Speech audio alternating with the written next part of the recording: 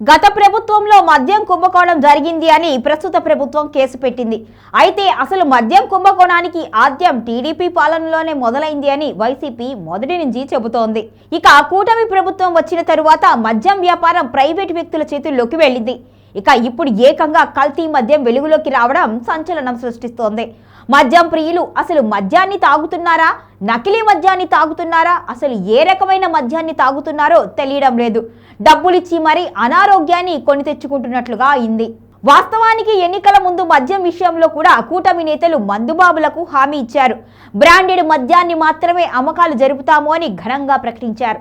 అప్పట్లో మద్యం గురించి హామీ ఇవ్వడం చర్చకు తావిచ్చినా ఆ వర్గాన్ని ఆకట్టుకునే ప్రయత్నం కూటమి నేతలు చేశారు. అయితే ఇప్పుడు కూటమి ప్రభుత్వానికి మూలకల చెరువు ఘటన మచ్చగా మారింది.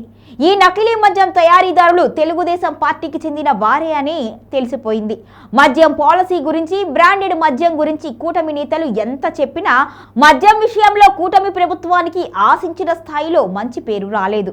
వైసీపీ హయాంలో మద్యం ధరలు తాగేవారి బడ్జెట్ బట్టి కొనుగోళ్లు ఉండేవి. అయితే బ్రాండ్ల విషయంలో ఆరోపణలు వచ్చాయి. అయితే ఇప్పుడు స్వచ్ఛమైన బ్రాండ్లు ఇస్తున్నారా అంటే ఇప్పుడు కూడా నకిలీ మద్యం మాఫియా వెలుగులోకి వచ్చింది. Admiral brandy, Kerala malt whisky, royal lancer పేరిట బాటిల్స్లో తయారు చేసి బెల్ట్ షాపులకు తరలిస్తున్నారు. అంతేకాదు ఇందులో ప్రధాన నిందితుడు అద్దేపల్లి జనార్దన్ తాను అమాయకుడునని నమ్మించే ప్రయత్నం చేస్తున్నారు. పార్టీపై బురద చల్లడానికే ఈ ప్రయత్నం జరిగింది అని, తనను తాను రక్షించుకోవడానికి ఒక ప్లాన్ వేశారు. దీంతో పాటు గత అసెంబ్లీ ఎన్నికల్లో టీడీపీ అభ్యర్థిగా తంబళ్లపల్లిలో పోటీ చేసిన జయచంద్రారెడ్డి కూడా నిందితుడిగా ఉన్నారు. ఈ కేసులో ఇప్పటి వరకు 12 మందిని ఎక్సైజ్ పోలీసులు అరెస్ట్ చేశారు. మిగిలిన వారి కోసం గాలిస్తున్నారు.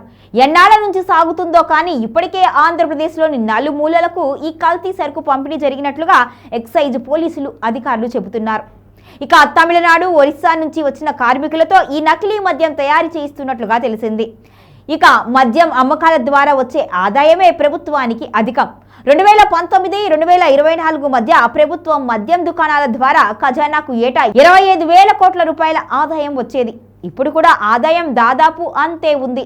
దుకాణాలు ప్రైవేటు వ్యక్తుల చేతుల్లోకి వెళ్లిపోయాయి. ఎక్సైజ్ శాఖకు ప్రైవేటు మీద ప్రభుత్వ నియంత్రణ ఎలా ఉంటుందో ప్రత్యేకంగా చెప్పనక్కర్లేదు. మద్యం బ్రాండ్ల లభ్యత పెరిగినా 99 రూపాయల తక్కువ ధర మద్యం అందుబాటులోకి వచ్చినా ధరలు తగ్గలేదు అనేది తేలిపోయింది. రాష్ట్రంలో మద్యం విక్రయాలను మించి ఆదాయం వచ్చే వనరులు ప్రభుత్వానికి ఇంకొకటి లేదు. ఖజానా ఆదాయం లెక్కల్లో డిపిడి పంపకాలు ఎన్ని చేసినా జనం పెద్దగా పట్టించుకోరు. ఉచిత పంపకాలు ఎన్ని చేసినా తమ జేబుల్లో నుంచి ఎంత పోతుంది అనేది కూడా జనం లెక్క వేసుకుంటారు. ఇదే సమయంలో నకిలీ మద్యం వలన ప్రభుత్వానికి చేరాల్సిన ఆదాయం పక్కదారి పట్టే అవకాశం ఉంది. అందుకే ఈ వ్యవహారంలో కఠినంగా లేకపోతే ప్రభుత్వానికి కూడా ఇబ్బందులు తప్పకపోవచ్చు.